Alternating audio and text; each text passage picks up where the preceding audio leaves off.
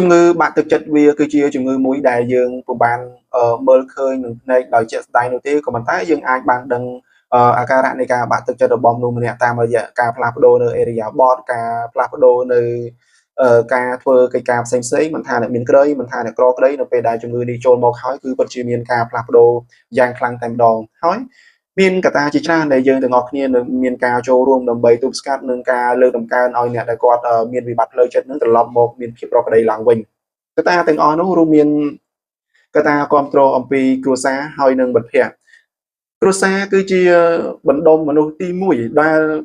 ងាយនឹងដឹងថាតើក្រុមគ្រួសារឬក៏សាច់ញាតិរបស់ខ្លួនកំពុងតែរងនៅបញ្ហាបាក់ទឹកចិត្តតាមរយៈការសង្កេតមើលជាប្រចាំថ្ងៃពីមនុស្សដែលចូលចិត្តនិយាយស្ដីពីមនុស្សដែល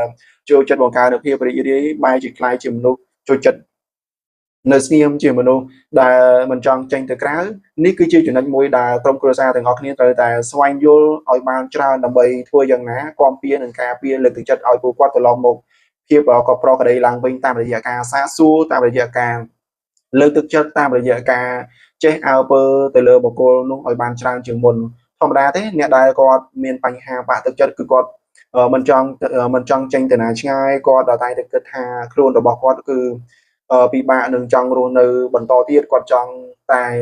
សម្រាប់ខ្លួនឬក៏មានកត្តាអីជាច្រើនផ្សេងទៀតដែលធ្វើឲ្យបុគ្គលដែលកំពុងតែមានបញ្ហាវិបត្តិផ្លូវចិត្តហ្នឹងមានការគិតមិនសូវបានល្អដូច្នេះហើយកត្តាក្រុមគ្រួសារគឺពិតជាមានសារៈសំខាន់ណាស់ទាំងការលើកទឹកចិត្តទាំងការសាកសួរទាំងការរកដំណោះស្រាយដើម្បីជួយទៅដល់សមាជិករបស់ខ្លួនឲ្យ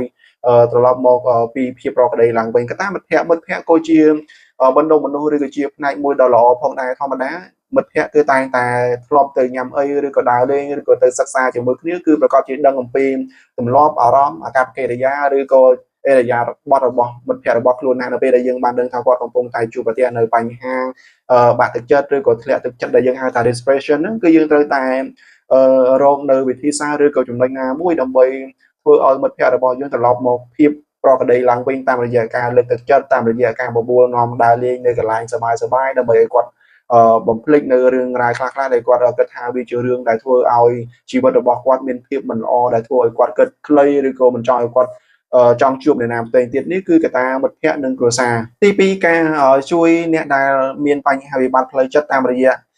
ការបង្កើននៅសុភមង្គលតូចៗដូចជាជួយឲ្យពួកគាត់មានបទពិសោធន៍ថ្មីៗនៅក្នុងបរិយាកាសល្អៗដូចជានាំពួកគាត់ទៅស្ដាប់តន្ត្រីពិភាក្សាអំពីអនាគតជាមួយគាត់ឬក៏បង្កើតឬក៏ធ្វើយ៉ាងណាឲ្យពួកគាត់ស្វែងរកឬក៏បង្កើននៅគំនិតល្អផ្សេងទៀតដើម្បីចែកម្លែកគ្នាទៅវិញទៅមកនោះក៏វាជាហេតុមួយនៅក្នុងការជួយឆ្កឹះឬក៏ដាស់អារម្មណ៍ឲ្យពួកគាត់នឹងមានភាពល្អប្រសើរវិញតាមរយៈការនិយាយឆ្លើយឆ្លងតាមរយៈការផ្ដល់យោបល់ឲ្យគ្នាទៅវិញទៅមកនោះវាពិតជាធ្វើឲ្យអ្នកដែលកំពុងតែបាត់បង់ឬក៏បាក់ទឹកចិត្តនឹងត្រឡប់មកភាពប្រក្រតីឡើងវិញតាមរយៈការនិយាយស្ដីតាមរយៈការផ្ដោះផ្ដងទៅលើបទពិសោធន៍រវាងគ្នានឹងគ្នាក្ដីនេះក៏ជាចំណុចមួយដែលយើងអាចជួយឲ្យគាត់ត្រឡប់មកភាពដើមវិញបានដែរទី3ការចូលរួមសកម្មភាពសិល្បៈឬក៏សកម្មភាពសប្បុរសធម៌ផ្សេងៗបើសិនជាយើងបានដឹងថាកូនឬក៏មិត្តភ័ក្តិរបស់យើងកំពុងតែមានបញ្ហាវិបត្តិផ្លូវចិត្តនេះយើងអាចជួយពួកគាត់បានតាមរយៈនាំពួកគាត់ទៅស្ដាប់តន្ត្រីឬក៏ទៅដើរលេងកម្សាន្តជាពិសេសការធ្វើជាបែបមនុស្សធម៌ដើម្បីចែករបស់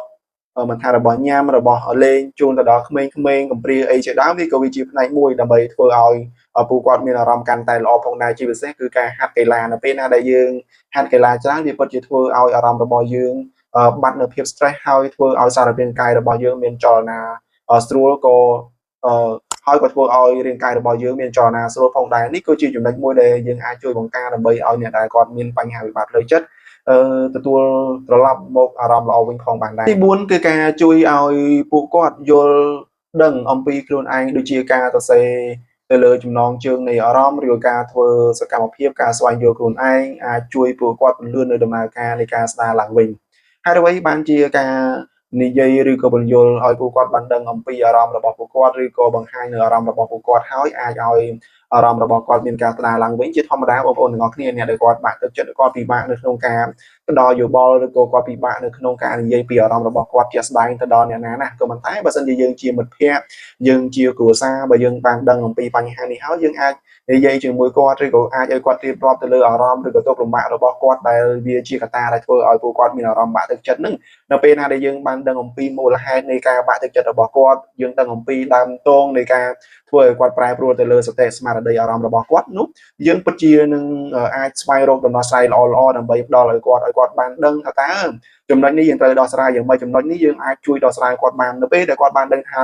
យើងអាចចែករំលែកនៅចំណុចល្អៗដែលគាត់ពិបាកនឹងគិតបាននោះវាពិតជាធ្វើឲ្យអារម្មណ៍របស់គាត់មានភាពធូរស្បើយឡើងវិញហើយក៏អាចធ្វើឲ្យគាត់ចូលចំណោមជាមួយនឹង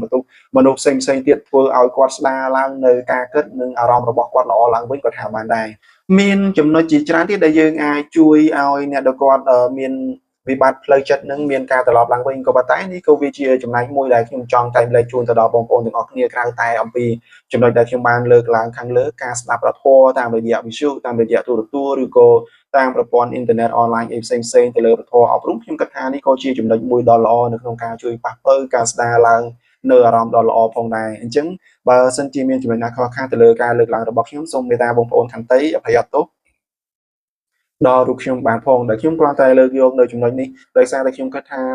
មានបញ្ហាជាច្រើនដែលបានកើតឡើងទៅលើមនុស្សគ្រប់រូបមិនថាអ្នកមានក្តីមិនថាអ្នកក្រក្តីមិនថាមន្ត្រីរាជការក្តីគឺតែងតែជួបប្រទះនៅវិបត្តិខ្លះដែលមិនអាចដោះស្រាយបានដែលឈានដល់ឲ្យពួកគាត់គិតខ្លីក៏ថាបានដែរការចែកម្លែកនៅចំណេះដឹងឬក៏ការចែកម្លែកនៅបទពិសោធន៍ល្អៗជូនទៅដល់បងប្អូនអ្នកដែលគាត់មានបញ្ហាវិបត្តិផ្លូវចិត្តវាក៏ជាចំណែកមួយនៅក្នុងការជួយដល់សង្គមជាតិយើងទាំងមូលផងដែរបាទសូមអរគុណសូមជម្រាបលាបាយបាយ